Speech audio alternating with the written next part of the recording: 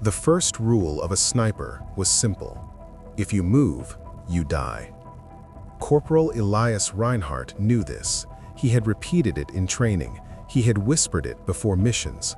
But never had it mattered like this. Day 1. The field was quiet. Too quiet. A wide stretch of tall grass separated Elias from the enemy command post hidden inside a ruined farmhouse. His orders were clear. Eliminate the officer, wait for confirmation, do not retreat, do not engage anyone else. One shot, one target, then silence. Elias crawled into position before sunrise. 50 meters of mud, 30 meters of wire, 10 meters of open ground. Every inch felt like a kilometer. By 05:40 a.m. he was in place, hidden beneath a camouflage net stitched with grass and dirt, rifle aligned, breathing slow, heartbeat controlled. He could see the farmhouse window clearly. That window would decide everything. Hours passed. The sun rose. Flies gathered. Sweat rolled into his eyes. He did not wipe it. He did not blink longer than necessary. He became part of the earth. At 13:12, the officer appeared. Tall, gray coat, confident posture. Elias adjusted half a centimeter. Half a centimeter. That was all. He inhaled, exhaled, held. Finger tightened. Then, a child ran into the frame, maybe 10 years old, carrying bread, laughing. The officer bent down, smiled. For a second, they looked human, just human. Elias's finger froze. Wind shifted. His window closed. The officer stepped back inside. Gone. Mission failed. But Elias did not move. He could not. Orders were clear. Wait. Night came. Cold replaced heat. Mosquitoes attacked. His left arm went numb. He ignored it. He had trained for discomfort, but not like this. Not with doubt growing inside him. Day 2. Rain. Heavy. Unforgiving. Water filled his collar, soaked his uniform. His stomach twisted from hunger. He had one ration bar. He did not eat it. He might need it tomorrow, if tomorrow came. At noon, enemy patrols began sweeping the fields. 3 soldiers, then 5. They were searching. Someone suspected a sniper. One soldier walked within 5 meters of Elias. 5 meters, close enough to smell tobacco on his breath. Elias did not breathe, literally. He held it until his lungs burned. The soldier stepped away, alive. By sunset, his vision blurred. His muscles trembled involuntarily. Every instinct screamed, move, stretch, shift, scratch, anything. He did nothing. He repeated the rule in his mind. If you move, you die. Night 2. He hallucinated. He saw his mother standing in the grass. He heard church bells. He smelled soup. None of it was real. Day 3. The sky was pale, silent, empty. His finger felt like stone on the trigger. His lips were cracked. His tongue stuck to the roof of his mouth. Then, the officer returned, alone, stepping into the same window, confident, unaware. This time, no child, no distraction, just target and wind. Elias adjusted one final time, breathing shallow, heartbeat thundered in his ears. He had waited 72 hours, without moving, without sleeping, without certainty. Now, everything depended on one shot. His finger began to tighten. The world narrowed to a circle of glass. Nothing existed outside the scope. Not the rain-soaked field, not the hunger, not the pain in his spine. Only the officer, standing in the window, adjusting his gloves, unaware. Elias slowed his breathing. Inhale, half exhale, hold. Wind, light cross breeze from the west. Distance, 312 meters. Drop, minimal. One correction click. That was all. His finger tightened. The rifle cracked, not loud, not dramatic, just final. Through the scope, Elias saw the impact. The officer jerked backward. A red mist touched the wall. The body disappeared from the frame. Gone. For 1 second, there was silence. Then chaos. Shouting. Men running. Windows slamming. Orders screamed in panic. Elias did not watch. He did not admire the shot. He moved. For the first time in 3 days, pain exploded through his body. His muscles screamed as blood rushed back into frozen limbs. Pins and needles stabbed his arms. His legs barely obeyed, but he crawled, slow, measured, back the way he came. Then he heard it, a distant shout. "Sniper! Field!" They had triangulated the shot, faster than expected. A flare shot into the sky. White light flooded the grass. Too bright, too exposing. Bullets ripped through the field. Dirt jumped inches from his face. One tore through his sleeve. Another grazed his side. Warm blood spread under his uniform. He kept crawling. 5 meters, 10, 20. Every movement felt like dragging a corpse. Maybe he was. A machine gun opened from the farmhouse roof, suppressing fire. Calculated, trained. They were not amateurs. They were hunting him. Elias reached the wire barrier, the same one he had crossed before dawn 3 days ago. Only now, his strength was gone. He tried to lift it, failed. Bullets tore into the ground behind him, closer, closer. He made a decision, one he had never rehearsed. He rolled onto his back, aimed toward the muzzle flashes, and fired blindly. Once, twice, 3 times. Not to kill, to slow them, to make them cautious. It worked. For a few seconds. Seconds were life. He forced himself under the wire, tore his uniform, left skin behind, kept moving. Then a sharp impact hit his shoulder. He collapsed. Rifle fell from his hands. The sky spun. Breathing became liquid, heavy, slow.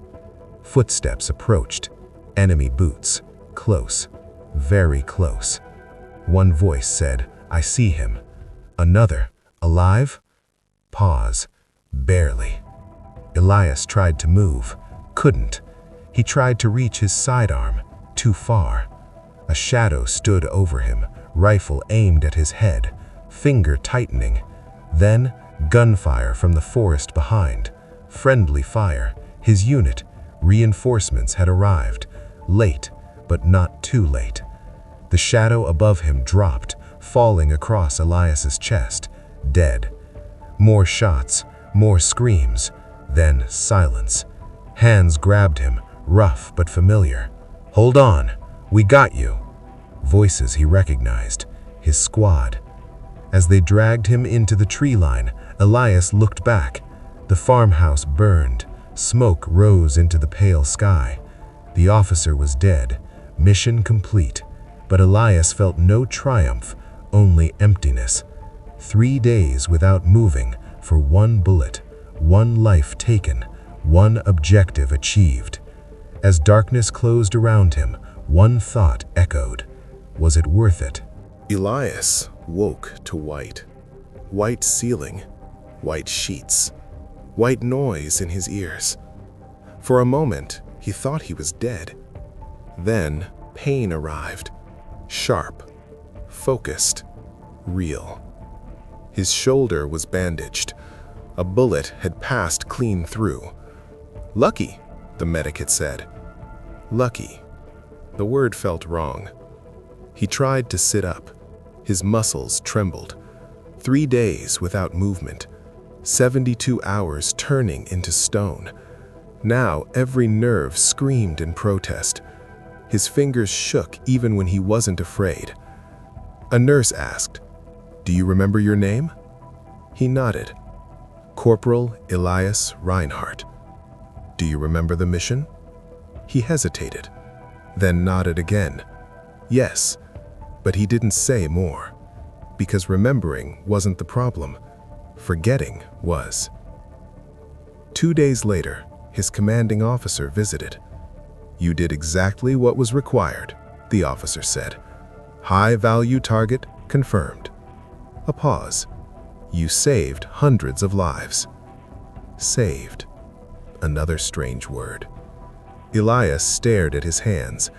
They still felt like they were gripping the rifle, even when they weren't. That night, he dreamed. Not of the shot, not of the chaos, but of the child, the one who had run into the window on day one, laughing, carrying bread. In his dream, the child looked directly at him, not angry, just curious, and asked, "Why?" Elias woke up gasping, his heart pounding, sweat soaking the sheets. The room was quiet, but his mind wasn't. Weeks passed. The wound healed. The tremor didn't. Doctors called it combat fatigue. They said it would fade. They were wrong. Back at base, the other soldiers treated him differently. Respect, distance, whispers. That's the sniper. The one who waited. The one who doesn't miss. He hated the last one, because he did miss. He missed sleep. He missed silence. He missed not thinking. One evening, alone, he took apart his rifle, cleaned it, polished it, checked the scope. Perfect condition. Reliable. Cold. He stared through it at nothing and realized something terrifying. He didn't feel proud. He didn't feel guilt.